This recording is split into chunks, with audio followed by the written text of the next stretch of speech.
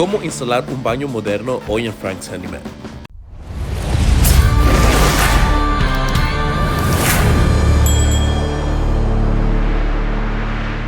Hola amigos, bienvenidos a otro episodio de Frank's Handyman. El día de hoy vamos a estar trabajando aquí en esta casa. Vamos a quitar lo que va a ser un toilet ya viejito y vamos a poner uno más nuevo, uno más moderno que ellos quieren poner aquí en este baño. Así que van a poder ver paso a paso cómo vamos a quitarlo, igualmente cómo lo vamos a ir poniendo. Ya si ustedes quieren hacer esto igualmente en su casa. Ya a mero último igualmente vamos a quitar una llave de agua afuera y poner igualmente una nueva, así que van a ver igualmente ese proceso. Y sin decir más, espero que disfruten el video. Denle like por favor si les gusta, igualmente suscríbanse al canal si todavía no lo han hecho.